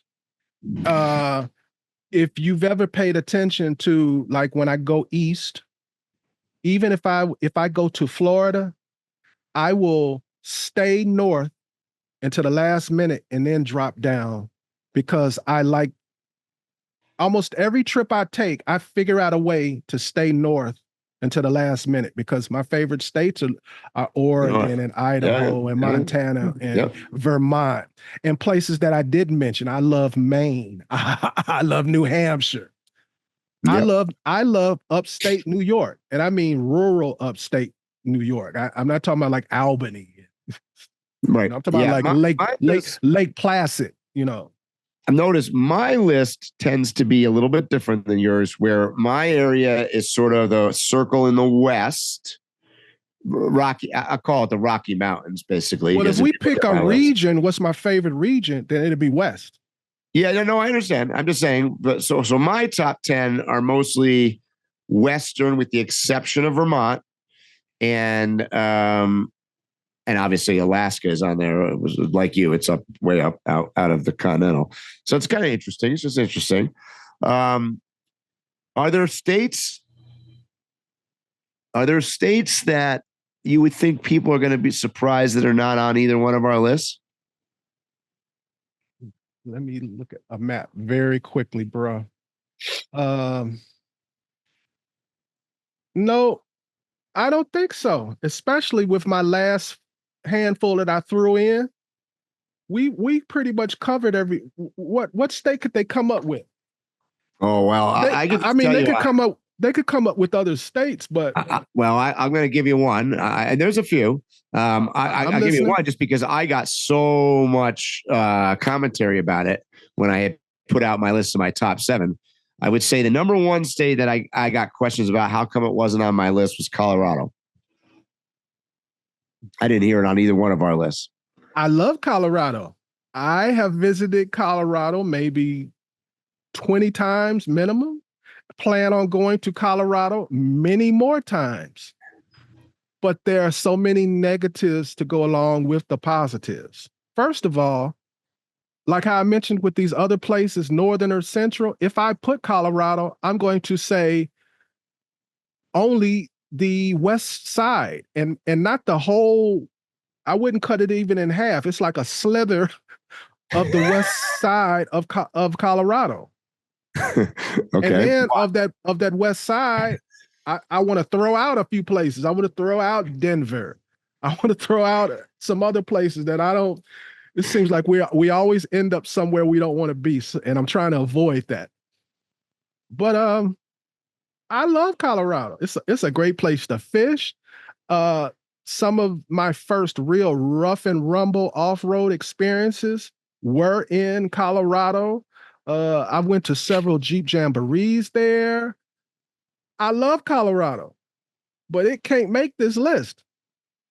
Yeah, so likewise, I mean, obviously there's parts of Colorado I absolutely love as well.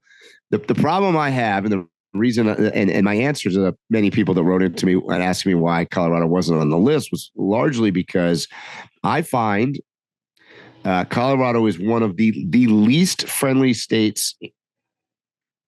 Well, let me qualify this. I would say it's the least friendly state in the Western United States for nomad travel. It's extremely difficult to find boondock camping, particularly if you're looking for camping that is relatively near something, a resupply point or whatever. And that's not to say that there aren't places, because I have boondocked in places in Colorado, way off the grid for sure. But they're not super accessible, and they're not necessarily near some of the highlights. And so that's one problem I have with Colorado. And then the second problem, I think Phil beat around the bush with his politically correct answer, but there's a lot of Colorado that doesn't even seem like it's in Colorado. Like But most of eastern Colorado is not even. I mean, I don't even consider it to be Colorado. It's like Nebraska or something. I don't know what it is. It's not even there. And by the way, there's some parts of even western Colorado that don't seem like they're in Colorado either. So you know, yeah, yeah. And some of the places that people name as their favorite places, I'm like, ugh, like like Silverton. Yeah. Why don't you? That's interesting. You know, why I like so. What's wrong with Silverton? I'll tell you exactly why. So wasn't on my list of places I didn't like. I guess because I compare it to what I see on social media. Yeah, they make it look like you're in this little dainty town away from it all, and everybody. It's a raggedy stop off of a highway, the $1 Million Highway. And if it wasn't an entry point to get to the Alpine Loop and Engineers Pass and Lake City and stuff like that, it serves no purpose in existing. The food ain't that good. And then I'll be watching on social media and it'd be like, this is my favorite place to get ice cream. So I go to the place and I'm like, this ain't even, how do you make bad ice cream? Oh boy. They used to have they used to have this. They used to have this. Well, it still might be there. I don't want to talk about people's, but there's a bakery there. Fuck it. Yeah. There's a bakery there, and the stuff be hard. It's just out the oven, and I'm like, this is toast. Note to self: Phil doesn't like Silverton. And been there a bunch of times. Gonna go back. That's the point. There's no avoiding this. Well, I agree. It's a gateway to like engine. It's a gateway to a lot of good trails. Definitely. Yep. You got any other parts of Colorado you don't like while we're on that? Oh boy. So let me say this first. If you've never been, I recommend you go to Silverton. And this next place, I recommend you to go there. If you have never been, knock that off your bucket list. Absolutely. It's a necessity. But I'm not into Ouray, Colorado either. I'm into Ouray, Colorado 10 years or more ago. I was about to say, so we used to go there. Same thing with Silverton. I liked these places a decade ago. Yeah. You know, it's interesting you say that because we used to go cross country from New England with our Land Rovers back in the day. And that's where our base of operations was, right? We used to come in there totally different than it is today. I would say, by the way, the same thing about MOAB, Utah. MOAB, Utah doesn't even resemble a figment of itself from 15 years ago. Not at all. So, yeah, bro, I have to qualify for the listeners because they're listening to us and they might take our recommendations and stuff like that. You're talking to an old jaded guy who remembers back in the day. You know what I mean? Like, what's the last place you just mentioned? MOAB. Like MOAB. I remember when the main road was the only paved road, and when you turned off of it, it was all dirt roads. Yeah. So, yeah, I do too. Those initial experiences that made those places popular don't exist anymore. No. Like Ouray. Ouray used to be a little dirt town. It was a little hick town. Yeah. And that was what you loved about it. It was just a place with your team, you go in, have some brews, and go hit the trail. Yeah. Now, people come and they're not even there to camp, trail, do nothing. They just come in there to have a pizza and eat, which is cool, but it's not conducive to what I'm trying to do. Right. Yeah. And it's like I said, that's my biggest complaint about Colorado. Try camping near Ouray or Silverton or Telluride, or I mean, the list goes on and on. It's not easy. You know, it's just not easy. So, anyways, that was why the other state, which you loosely kind of put it sort of ish, not really on your list. That's not on my list that I got a lot of people asking about was California. Mm-hmm.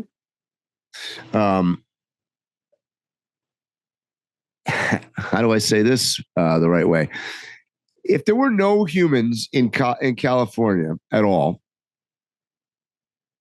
California as a geographic territory is probably the most beautiful state in America. No argument. Because California has everything. It has gorgeous coastline. It has mountains. It has desert. It has canyons. It has wildlife. It's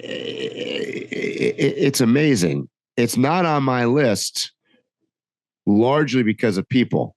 And I don't mean that everybody in California is a bad person. And this is not a statement of that. What it's a statement of, A, it has too many people. And then B, we talked about at the top of the show, the politics. There's a lot of dynamic in California. Look, I mean, there's a reason why all other 49 states hate California. And that gets in the way from an overlanding perspective, from a travel perspective. It super gets in the way because California, like Colorado, is not super nomad friendly. It's hard. It's many places. Some are easier than others, but there's many places where it's very difficult to find places to stay. And it's expensive, super expensive, probably the most expensive state in America outside of Hawaii and Alaska, probably also pretty expensive. And well, in New York wasn't on our list either. But California is, the price of fuel, I think, is limiting. I think the price of staying in places potentially is limiting food. And there's a lot of politics involved. So it's that is not, I can tell you in my 4 years of full-time on the road, I avoid California. Largely, I've avoided California. I'd say it that way. I haven't avoided them. And the reason is I live close enough where I know how to and where to avoid things. So it's still, like I said, it's on my list, but I specifically have northern and eastern, which avoids all of the major cities where the politics that you're referring to are generated. Yeah, which is usually greater LA, San Diego, and San Francisco. Because Northern California, is beautiful, bruh. Absolutely, no argument. Absolutely. Lassen Volcanic Park or whatever it's called. Tahoe, like Redwoods. I mean, I can go on and on. You talk about desert. Death Valley is gorgeous. Death Valley, yep. The Coronado. The islands are that's what I said. So just to clarify, I'm just answering the question of what places are not on the list and why. Right. What knocks it off of being in people's, at least our top city states, is simply half the state is cool and half the state ain't, as far as travel. That's what it is. Yeah. Whereas there's other places that we mentioned where you avoid maybe a city or two and the whole rest of the state is wonderful. Right. Yeah. Yeah. It's percentage, I think. Yeah, you're right. Yep. So those were the two that I got the most feedback on. How come they weren't on my list? I'm trying to think of were there any other states that people asked a lot about. And then in fairness, my view is, let me give you a couple shout outs to states that people are on people's radar that aren't on my list, but I love. North Carolina. Oh, yeah. Tennessee, yes. Arkansas, West Virginia, yes. There's a generally speaking, there is something really cool in virtually every state. I would agree with that. But you picked two good ones, in my opinion. Out of the, I'm not North Carolina, cool, but Tennessee and West Virginia are great. Yep. Total underdogs. Total underdogs. People wouldn't even imagine There are just endless amounts. Tennessee, take Tennessee as an example right now. Endless amounts of scenic drives. Parts of it, you'd swear you were in Vermont or in New England, and just there's a lot of cool stuff, a lot of cool hiking. There's a lot of things to see there. North Carolina. I love the Asheville area. Very similar, by the way. Western North Carolina is very similar to Tennessee, obviously.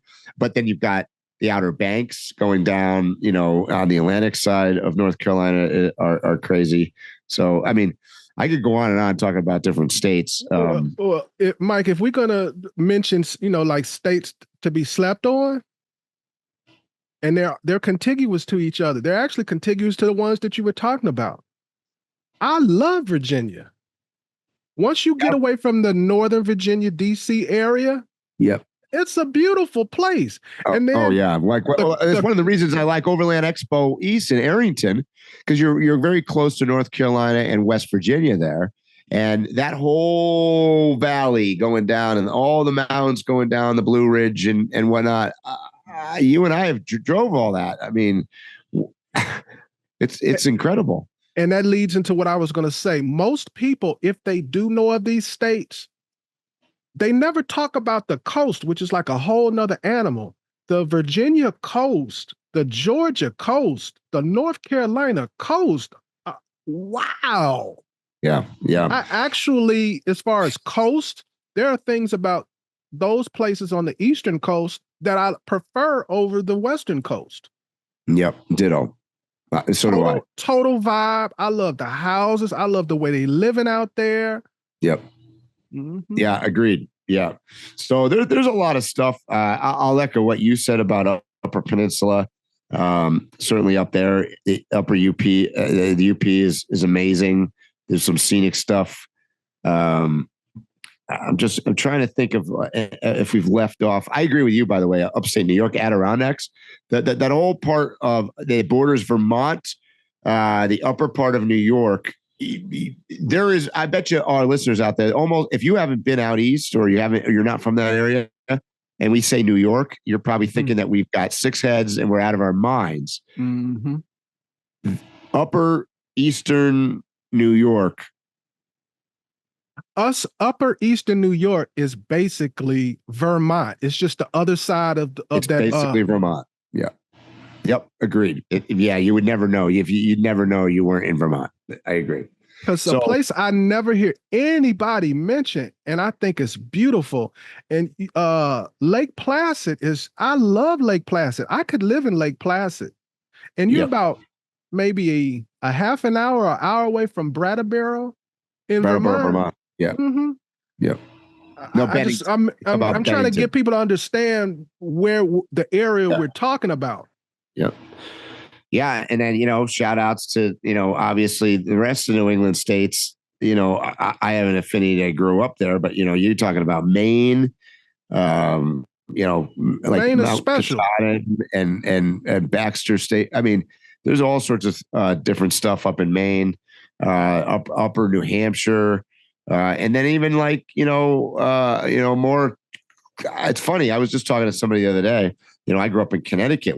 People would never know if you rode like sections of, cause we do a lot of motorcycle riding out in Western Connecticut. You'd be surprised how many dirt roads in Western Connecticut, Western Massachusetts, up through the Berkshires there are.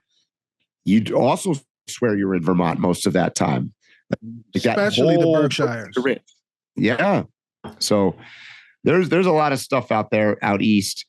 East typically doesn't make my list as much because of the ability to boondock and ability to camp, just because there's just very little public land in the eastern United States. So east of the Mississippi is very difficult. So Mike, this has been too positive. This I know. We got to have something controversial. So here, I told you the places I hated. I originally was going to say one, but we got to keep it. We got to have some controversy. Give me, if for the rest of your life you could avoid these two states. I'm wording it that way. What are the two states where, if you never go to them again, you're cool? Not that you hate these places.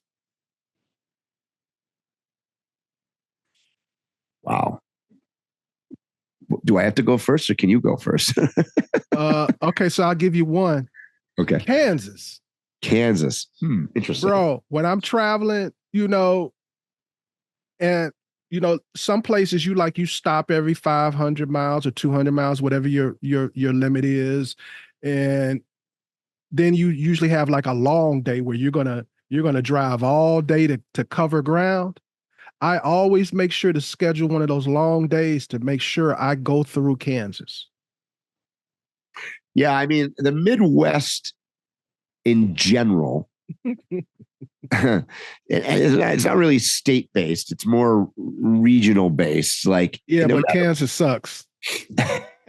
Well, I've done some cool stuff in Kansas, funny enough. Oh, I have too.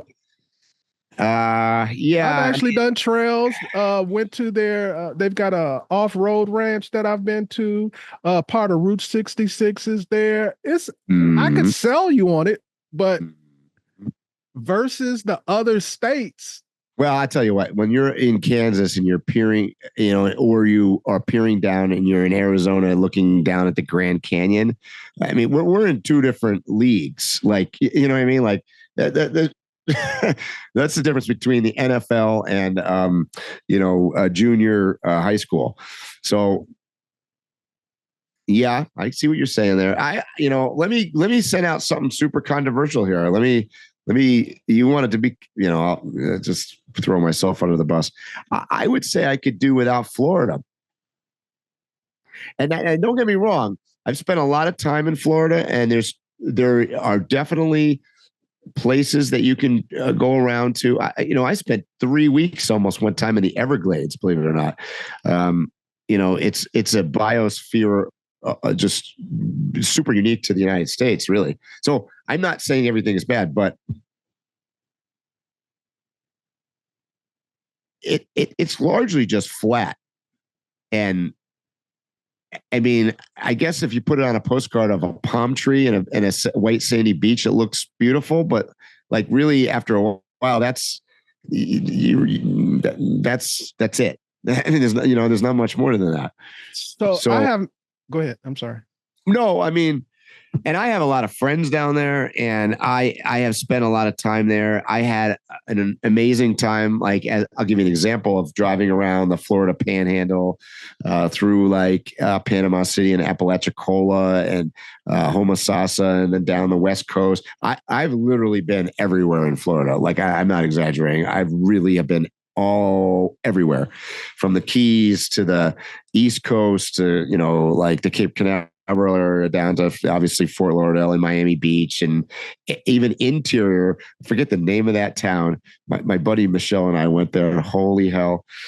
It Tampa? Was no. I'm talking interior, like near Okeechobee. You.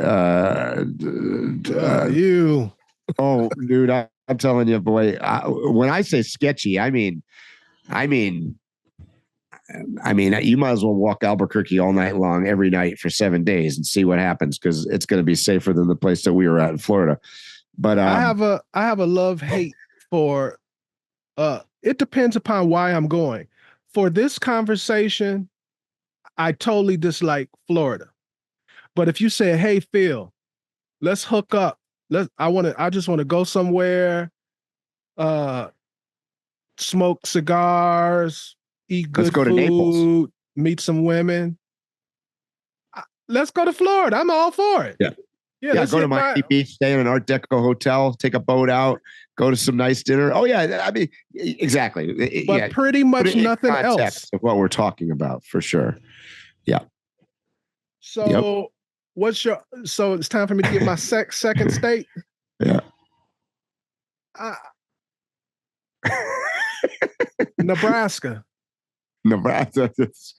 I don't have nothing bad. I don't have nothing bad to say about Nebraska. It's just simply there. Yeah, it's just, I think maybe if I lived there, I'd be cool living there. I don't have nothing bad to say about it, but there's nothing that draws me to it. There's nothing that when I'm driving through that state, and you talk about flat, golly, it's flat. And I can't think of the name of the highway, the one that runs right through the center of it, and it takes you right into That's 80, into isn't it? Colorado. I think it might be 80. It goes through Colorado. That's why the eastern portion of Colorado and Nebraska is the same state. It's just boring. You just see fields and fields and it's just flat and there's no mountains. There's no nothing. No. I was going to actually, that was what I was going to say next. I could throw, not all of, but there's parts of Oklahoma you could send that into as well, that you could drive for hours and you just swear you saw the same cow for the 400th time and there's nothing to see. So Oklahoma is like Colorado to me. You just got to know what part of Colorado, Oklahoma, because like that's why as far as cities, Oklahoma City is still like secret to a lot of people. Oklahoma City is fly. I stop in Oklahoma City every single time I go through there. It is. I'm gonna say this on the podcast, and somebody's gonna probably disagree or whatever. Top 10 food in the United States, and it is. I want to say for its size, it's the cleanest city in America. I won't argue it. In fact, I joked about this on a video, I think, or maybe it was a past podcast. Oklahoma City, you can go there sometimes and it's so clean. You look around, it almost it's almost out of a science fiction movie. There's no people. You look around, all these big, tall buildings and stuff, and then you're like, well, are there people here? Really? Well, that's what I was going to get into. Is what makes Oklahoma City so special is they have so much new industry and business. That's what all those tall buildings are about. And they have a chip on their shoulder. They want to be recognized as a big city. So they're actually really trying hard. There are stores that you would normally not see in a city that size that are there because they literally went out and was like, please come to our, they want to have everything and be appealing. Yep. And they do have forests. They do have some places to camp. You just got to know that state and know where to go. Yep. I'll tell you what, I've the last couple of years, I've stopped in Oklahoma City on the way through and I've camped at a Harvest Host at a brewery in downtown Oklahoma City, right downtown. That's cool. And it was amazing. And like you said, the food and it was great. So people, if you are a foodie, I know this sounds crazy, but I promise you, you will be totally happy. We need to do top 10 food because my list is not going to follow what people think it should be. Mine is not either. Yep. So let's give like a little idea. Just give one of your favorite food cities in United States. Because I know mine is not on people's radar. And if it is, it's not, it's like top 10, but definitely not top 5. And it's my number 1. Wow, this is hard. Okay, so while you thinking, my number 1 is Chicago. That doesn't surprise me though. And here's something that people who have not eaten a lot of food in Chicago totally look at me like I'm crazy. The best Mexican food in America is in Chicago, and it ain't close. It ain't close. That's a challenge. Now, Mexican's my favorite food, and I never thought of Chicago that way. So this may be something I got to go try. So you'll relate to this correctly because you've had a lot of Mexican food, real Mexican food. Chicago, you can get Tex-Mex, right? Yep. You can get regular just Mexican food that everybody knows. And then like we have Mexican seafood restaurants. We have restaurants that have like Skip Bayless's brother has a Mexican restaurant. And they have like, usually people, what they think of an ethnicity's food is from what the peasants eat. Right. Yeah, true. Chicago, we don't just have the peasant food that everybody knows. We got the stuff that the middle class and the upper middle class and the people who live on the coast and the people who live in Central, all of it, and it's top tier and it's delicious. And we have Mexican people that are cooking. Yep. And I put that up against California all day because that's the one everybody hits me with. And I'm like, it's not even close. It's not even close. We're going to do a whole podcast on this. I would throw out Austin, Texas. Now that you're thinking about cities, I would throw out Austin, Texas. There's a very broad range of food there as well. What comes to mind off the top of my head is they've got some of the best barbecue in America, period. I know I'm going to get shot to hell for that statement, but they've got some great barbecue there. And New York is not as good as everybody says. I lived in Midtown Manhattan for 5 years, and I was pretty much there partially to eat the food.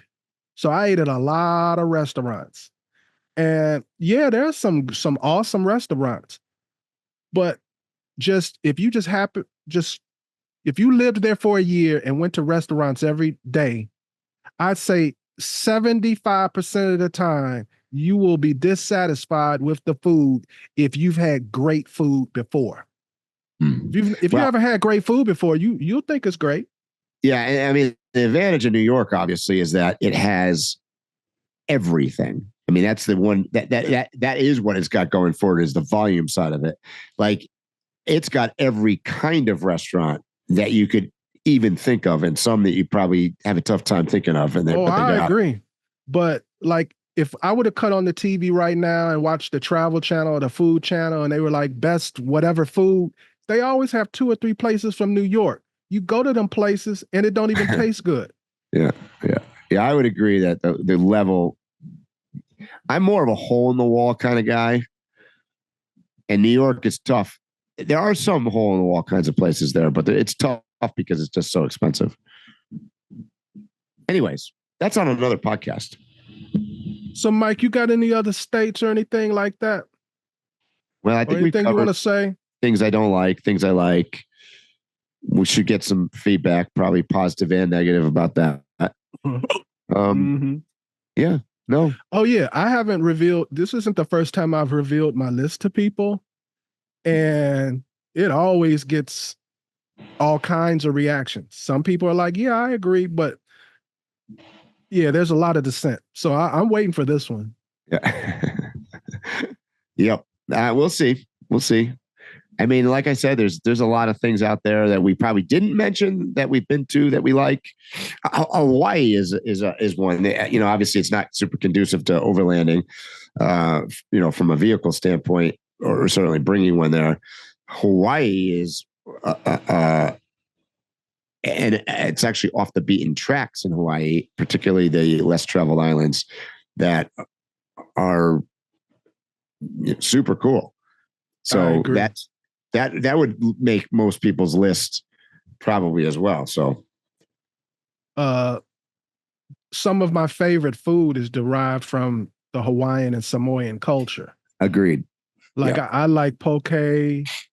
I like Spam sushi. Me too. and I'm picking like things that people know, but they got it going on food wise. Yeah. So anyways, I think that probably sums it up for today on our longer than normal podcast. You have been listening to Waypoint Overland's Random Waypoints. Like, subscribe, and stay tuned for more.